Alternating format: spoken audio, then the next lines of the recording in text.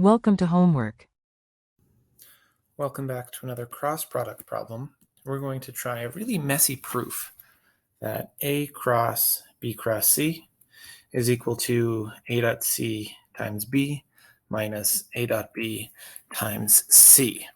I started by writing up the definition of B cross C, just using our regular cross product method. And so what we're going to focus on now is writing out in full A cross B cross C. So we're looking at the vector A, which we'll just call AX, AY, AZ, cross this entire thing. It's going to be a bit of a mess, and I'm not going to be showing all of my work, but let's do our best here. So if you want to write this out in full, you're welcome to work through it. But first, we ignore our first column of the matrix. We're going to look at AY times all of this.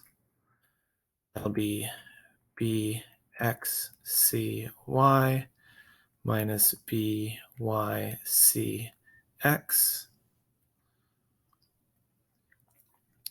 minus AZ times all of this, and I'm going to be working that negative sign in.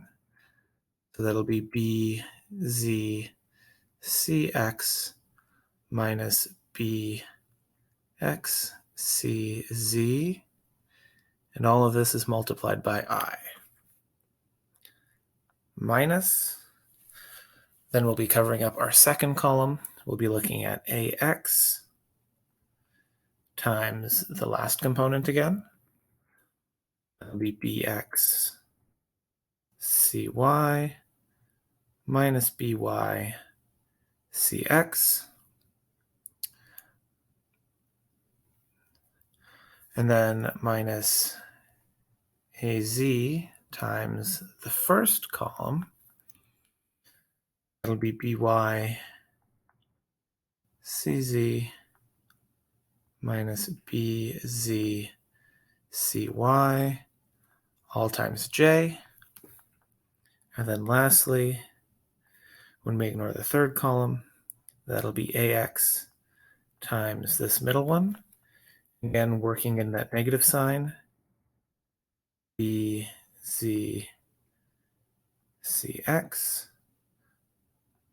minus BXCZ minus AY times the first one, BYCZ minus BZCY, all times K.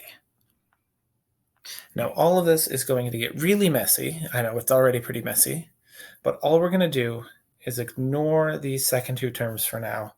We're just going to focus on what happens in the first component of this vector.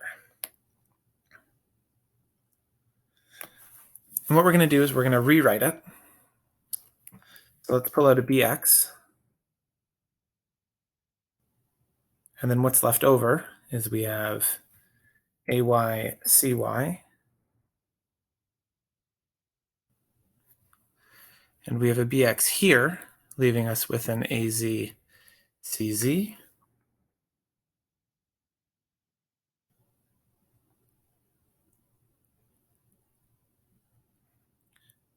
And then let's pull out a CX.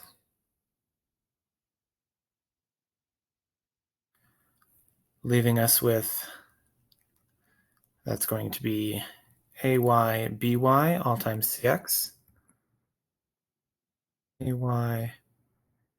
AYBY plus AZBZ.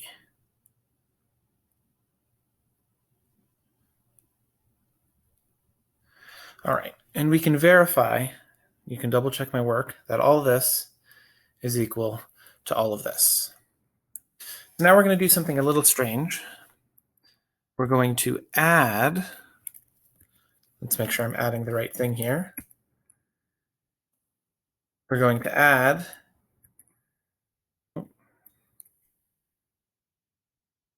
AX, BX, CX, and then we'll subtract AX, BX, CX. And because we're adding and subtracting the exact same thing, effectively we're just adding 0 to this whole thing. So this is completely valid.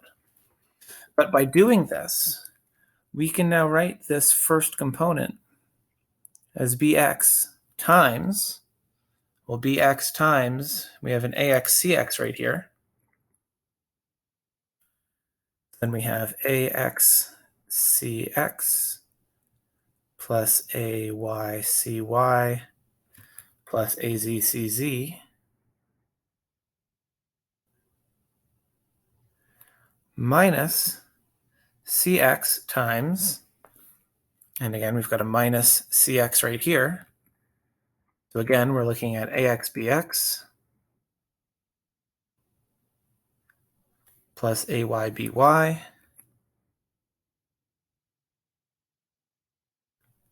plus AZ, BZ. And this should look pretty familiar at this point. The stuff in the parentheses is exactly the same because this is just the dot product between A and C. Double check that for yourself if you want. But we have BX times A dot C minus CX times A dot B. And we're now 1/3 of the way done the problem. Now what I've done is gone and worked ahead for the second two components of this vector. Well, notice we did the same thing, rewriting it, and then adding and subtracting the same thing. Rewriting the third component, and then adding and subtracting the same thing. And by doing this, we can rewrite the J component as by times A dot C minus cy times A dot B, and the K component as bz times A dot C minus cz times A dot B. And so now we have our new vector is all of this times I plus all of this times j plus all of this times k, and we put that all together in a single vector. All we're left with is A dot C times B. Write that down. We're left with A dot C times B minus, and then once again we have A dot B times C.